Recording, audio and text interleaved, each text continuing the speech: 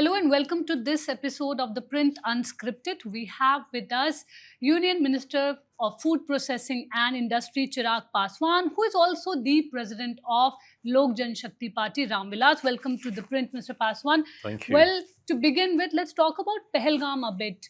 The opposition has been quite critical of the fact that at a time when ceasefire was announced, many felt that, our security forces were on top. Pakistan looked vulnerable. But suddenly this decision about ceasefire, how do you look at it? None of us were in the center of the whole turmoil that was taking place during that time. So I don't think we are in that position to take these calls and these decisions. I think it's best left to the army and the defense forces to take a final call on that. And the head of the government, who were interacting with each other.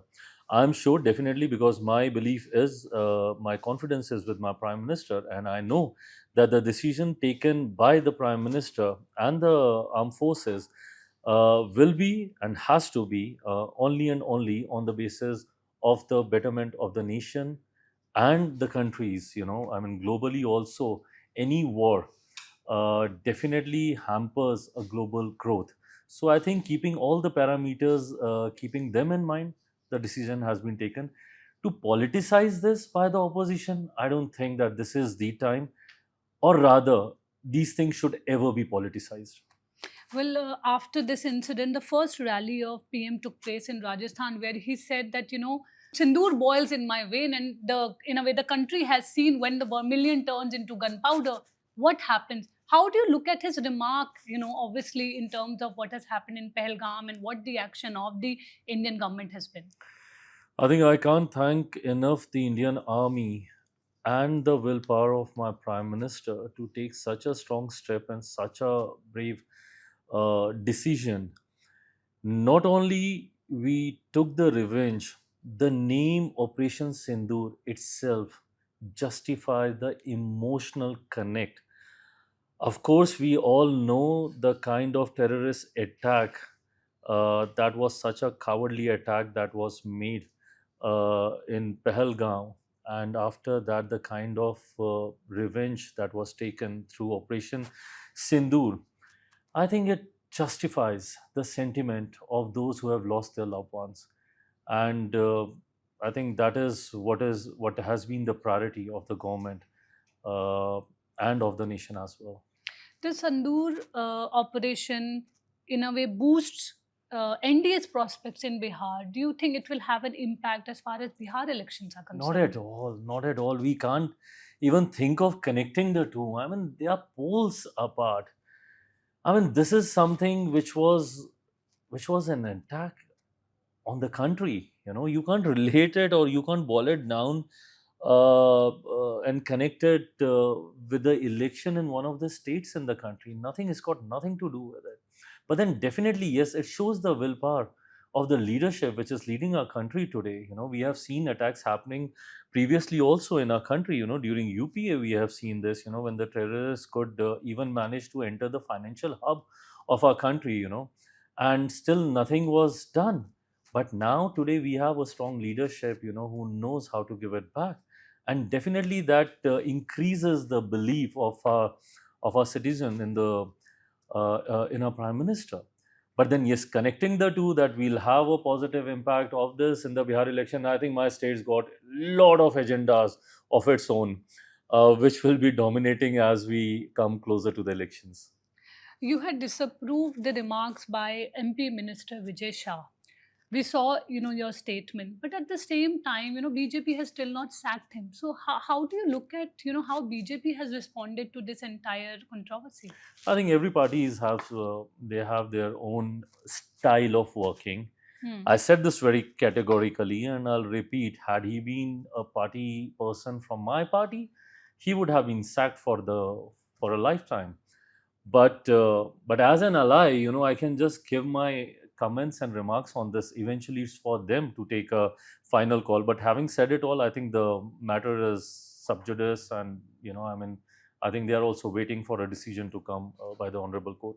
But as an allied partner, it also reflects on, your party. Your party is part of, this coalition. So shouldn't you also have a say in it when these are issues related to, I mean, No, of national course, issues? whatever that's been said by him, nobody justifies it and nobody Hmm. stands by it. Hmm. Even none of the Bharatiya Janata Party pravaktas or the leaders, none of them, they stand by.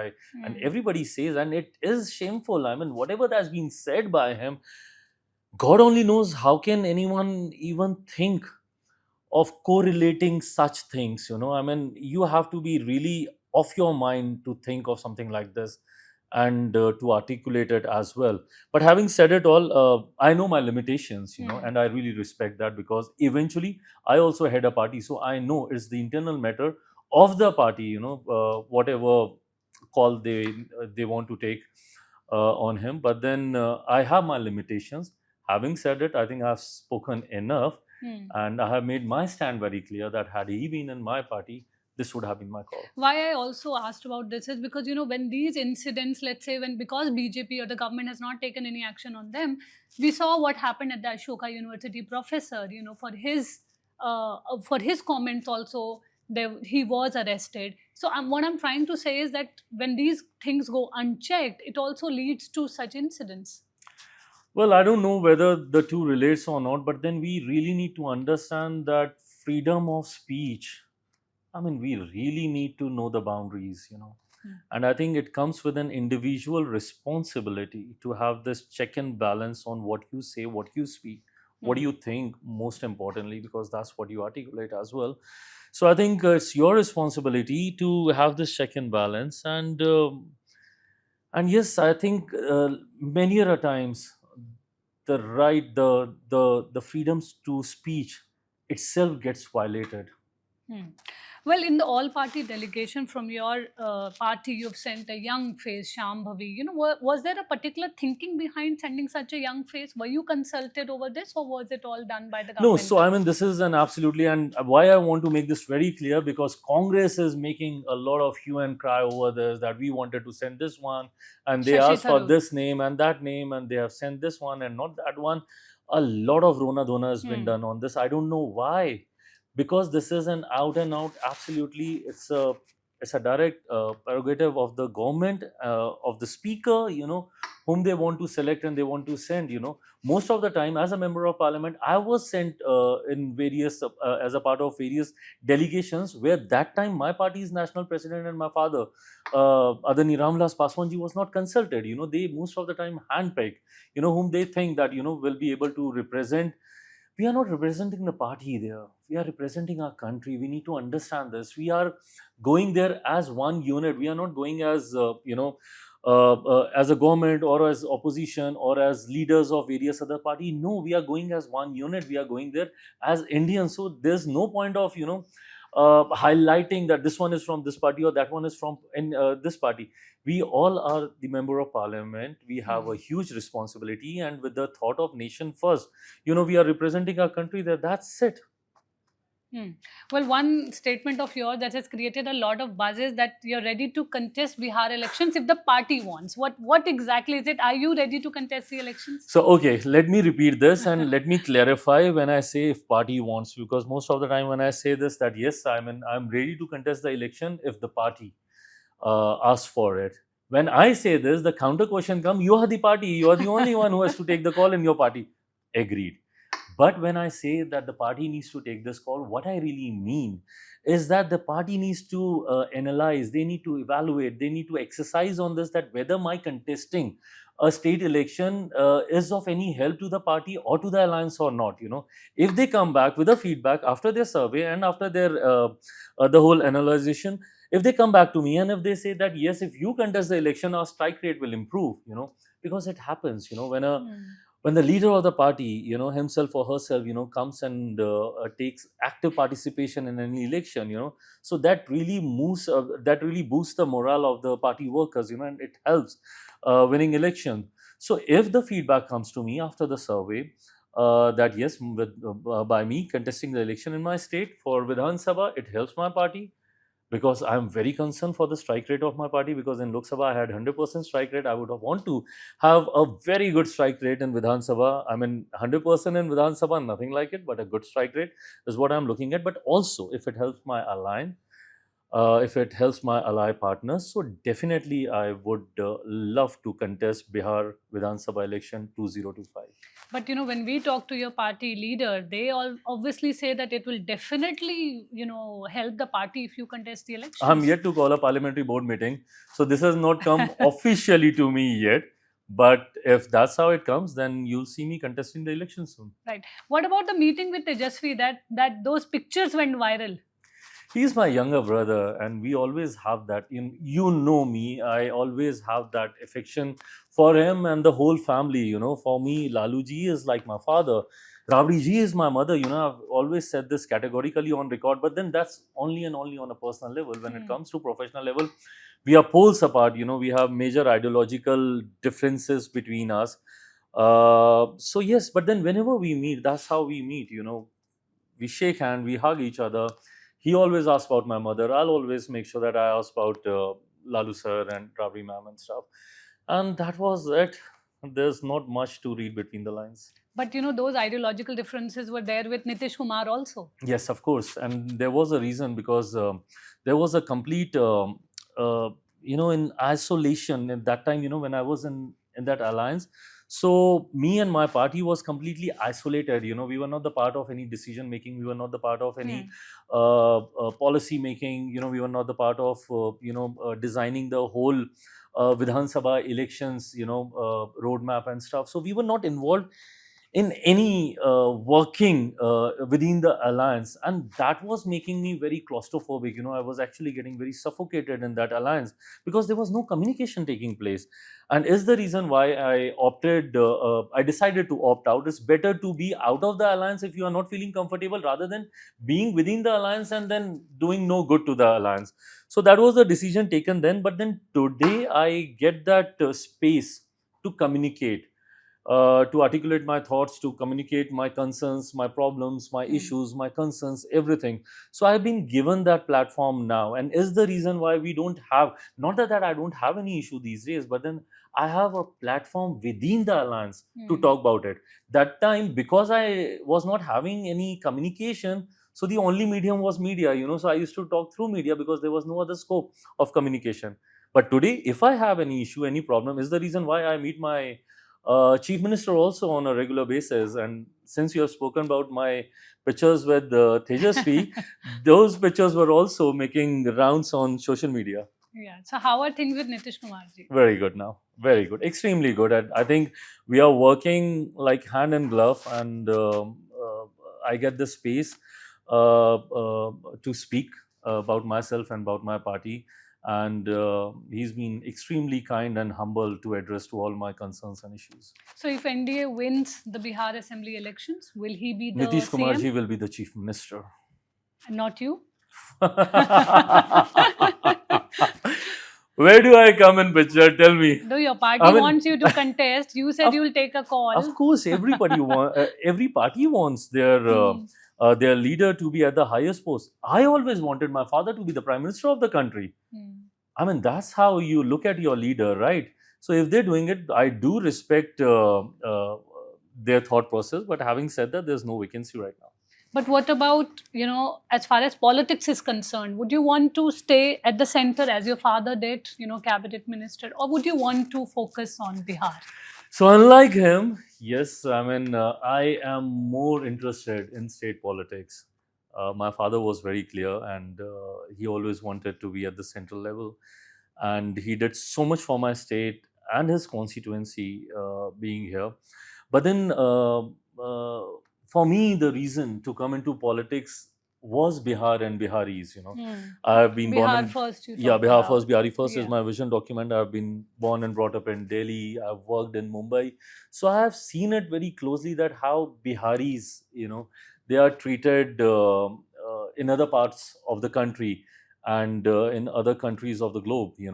So for me, it was one of the biggest concern that why only Bihari needs to leave their state and go out for work and for education, maybe for health facilities also. Why do we need to go? Why can't we have that kind of infrastructure in our state? So with that thought, I entered politics, and this is my third time as member of parliament. And I have realized that sitting in Delhi, being a member of parliament, I can't do much for my state. So if I really want to bring in that change, which I was hoping for when I was not into politics, and when I drafted the whole vision, Bihar first, Bihari first, I can implement it only when I actively participate by living in the state. So that's where I say ki Bihar bula raha hai. What about, Prashant Kishore has also been raising similar points. What you said that, why are Biharis being forced to, sort of migrate? Why are the facilities that are there in other states, why are they not in That's right. Bihar? How do you look at his politics, his foray into politics? Well, if I say this again, I'll be raising another controversy. But then Prashant he's a good friend. I know him for the longest time, and I mean, he's got his own style of working and his own thought process. Right, wrong, debatable. But then, yes, I mean, he's also coming out with some out of box ideas. He's not following the typical conservative style of politics. And I mean, I'm somebody who can't relate to the conservative style of politics. Where it's all about casteism and communalism and stuff. I don't believe in these things. So anybody who talks on the broader lines of development, I really associate. I see myself connecting with that person, and is the reason why on the thinking process, I think we do connect, Prashantji and me, because we are not talking about caste politics and stuff. But before anybody else starts reading between the line, let me make it very clear that my devotion towards my prime minister is to a next level. Till the time my prime minister is there, there's no possibility, not even iota% of it, that I'll try and opt out of this alliance. So I'm very strongly there. Having said it, I do respect the kind of opportunities the people of my state they are getting in terms of selection. You have Tejasvi, you have Prashantji, you have so-called India Alliance, Mahagathbandhan, whatever they call it in my state. You have NDA. So there are a lot of options to select from now. Well, you can't, have an alliance with him. What about him entering into an alliance? कान ऐसे पकड़ो या ऐसे पकड़ो, बात तो वही है, ना कैसे पकड़ो या वैसे. I don't think there's any possibility. Well, what's your assessment of, Nitish Kumar's governance? Vikas Purush, this is, the term that was used for him, but somehow doesn't hold true now. Well, you need to do that comparative study. We need to understand. Today when we talk about Jungle Raj and stuff, so the counter comes ki, you are talking about something that happened 25 years ago and 30 years ago, and you are mentioning it now. It is important to mention, because today is the first time voter, somebody who's at the age of 18, 20, 25, 28, they'll not know what Bihar was in 90s. It's only us, we are in who are in 40s and over us, who understand that how Bihar was in 90s. How corruption, how crime, everything was at its peak. So comparative study will make you understand that yes, a lot has happened. But I do understand, when you compare it to the rest of the country, a lot more needs to be done. Well, let's talk a little about your own journey, since your father's death, the split in the party. How difficult was it for you, going through all of this, then having, lead the party in Bihar? What happened during the Lok Sabha elections? How do you reflect on that? Well, I'm happy. Today, when I look back and I see, I think everything was important. I think to shape me as an individual that I am today, I think every bit of it was important, and I'm very happy that I have gone through that grinding process. It has made me a different person. I have more gratitude now. I have more gravity now. I am more in control of myself right now, and all these things being taught to me only because of everything that I have gone through. But then, yes, that time it was an extremely difficult phase. Losing my father, something which I never thought. It wasn't that he was not well for the longest time and he was struggling.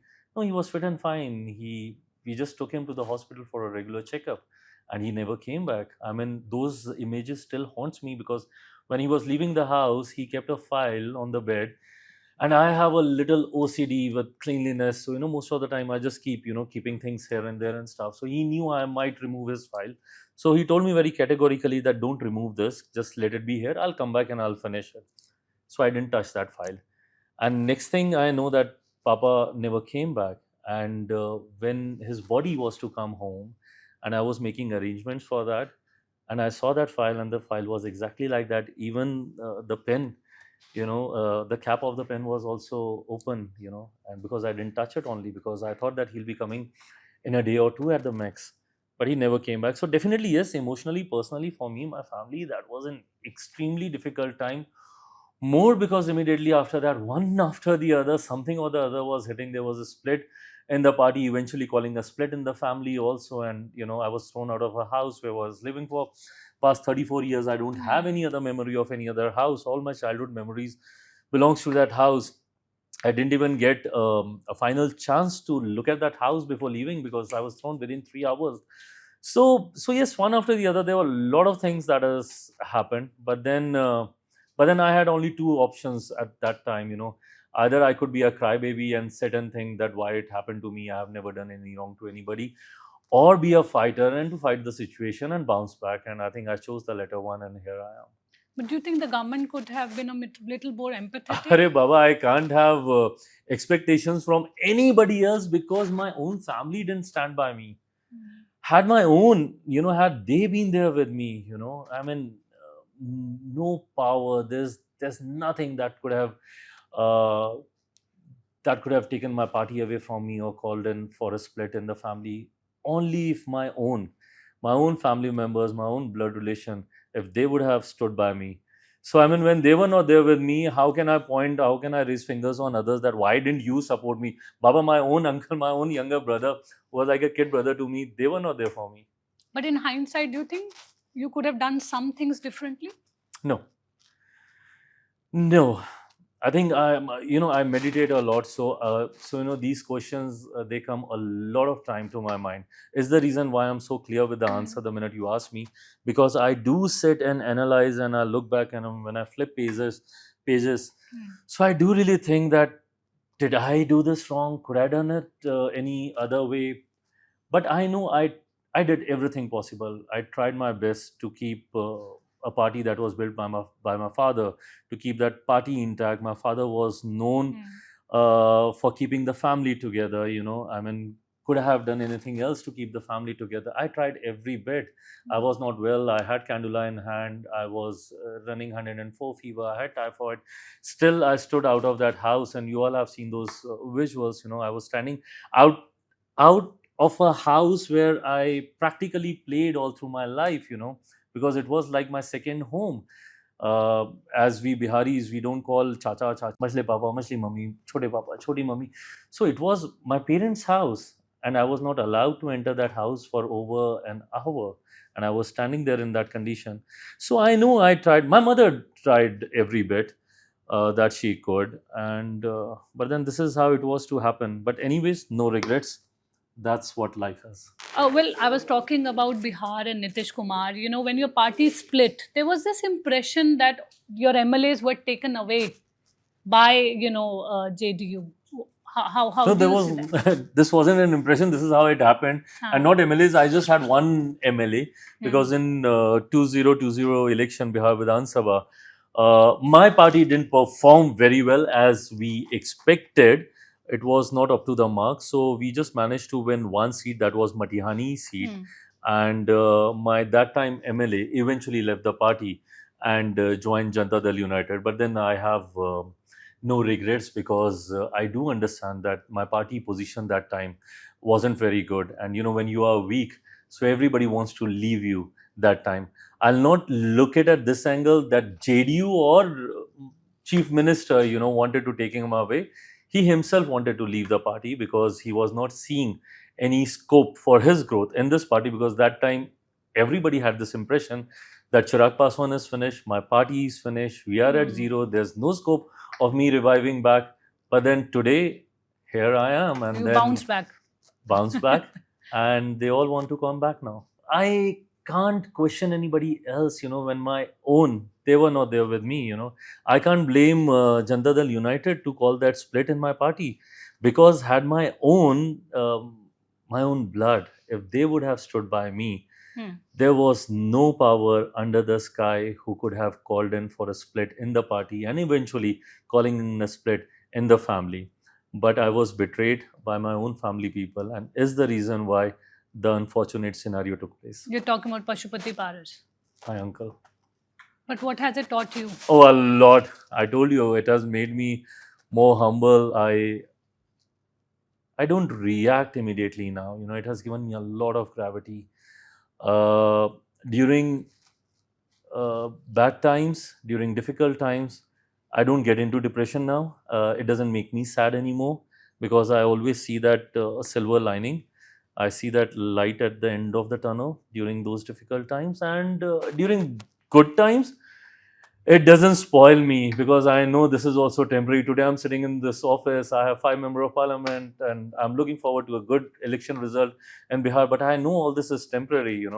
Maybe in couple of years things might change again, and you have to keep yourself prepared for that also, those challenges. Life is basket of challenges, so you have to just keep yourself ready for whatever that comes your way. Well, you talk about depression. Mental health is something that is very, very important. And as a politician, how do you look at this entire? No, it's very important, and I think we need to get rid of the taboo that attach when you talk about mental health and these issues and stuff. You need to talk more about these things, and thankfully my family gave me that space. During difficult times, I really need to vent it out. At the same time, I need to look that calm and composed. When I am doing a public dealing or media interaction and stuff. I can't look vulnerable, especially at that time, because there are a lot of party workers who were dependent on me. If I would have looked weak, they would have lost everything. So for them, it was important for me to look strong, and my family gave me that space to vent it all out. Whether it was anger, whether it was I wanted to get emotional, whatever. They gave me that space, and I think every family should do this. If you think that somebody is under a lot of stress, give them that space to vent it out. Well, we've talked a lot about politics, a little about Bollywood, because we know you started your in a way career as in movies. How did Movies? Just one disaster I did in my life. How did that happen? How did that happen? Well, I really don't know. You know how it is in school, college days. You have that peer group, who always pushes you and pumps you that, "Arey, you look good. You must try into acting, modeling, and stuff." And I also started thinking that, yes, they are saying right, and I think I look good and stuff. So, and I just opted for the lowest hanging apple that came my way, and everybody knows the result. I was so bad in acting. The movie did so bad, and it was disastrous. So Kangana Ranaut was your co-star. So you're friends with her? Oh yes, of course. We have worked in the movie. I was looking forward to see her in the parliament. Yeah. I'm so happy that she is there now, and so yeah, we are very good friends. But she keeps making these, creating these controversial That's comments. how she is. You don't tell her? That's how she is. No. about it? Nobody needs to tell anything to Kangna. You know what? The best thing that I like about her, that she's got a mind of her own. It doesn't get affected with anybody else saying anything else. And that's something I really appreciate and I respect in her. Right, wrong, debatable, which she also debates later on. But then she's got that power to say what she thinks and believes. Well, caste census is another important issue, that has been debated a lot. The government has finally agreed for it. But now this entire, section that is talking about reservation in the private sector. What are your views on that? Of course, I do advocate for that as well. And me, my party, for the longest time, we've been demanding that we need to have reservation in the private sector as well. The way things are shrinking in the public sector, we need to have that space. And is the reason why I was strongly advocating to have this caste-based census as well, because until unless you don't know that what is the population of a particular caste, you can't really do anything for their upliftment. You can't design policies and agendas, until unless you don't know what is the population of that caste. So for that, this caste census is important, because most of the time the central government and the state government, we design policies for the upliftment to, join them with the mainstream. We do design these policies, but for that we need to have that data with us. And till date, neither the state government, any of the state government, nor the central government had these data. The last time we had this was almost over 100 years back in 1931. And on that basis only, we are just these are just assumptions, that this caste might be having this much of population, or that caste.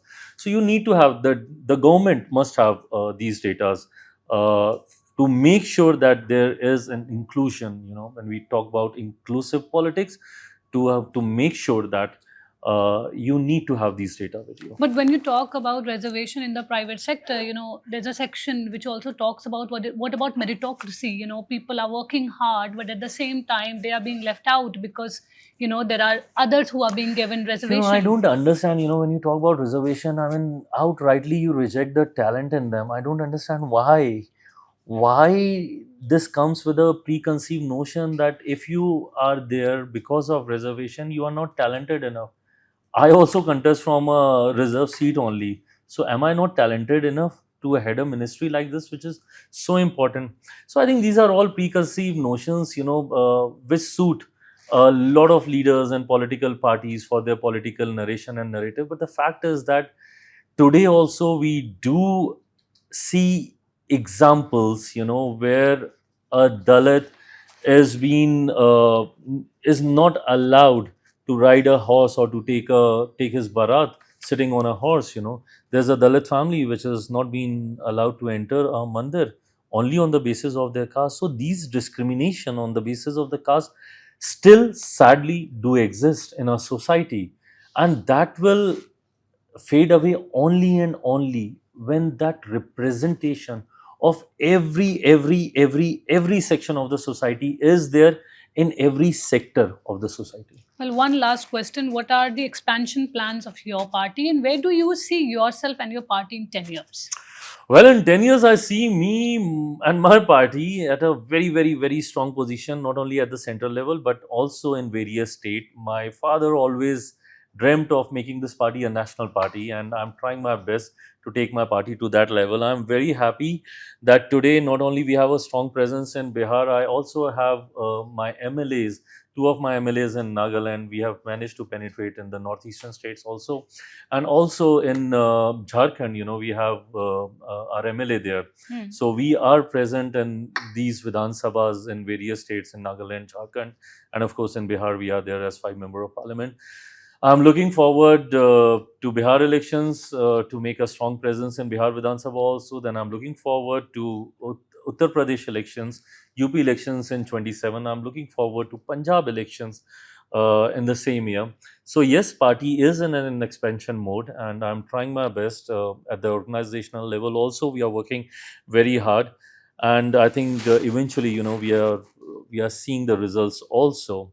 And in 10 years, I see very strong presence of my party in various different states, in the assembly and also at the central level.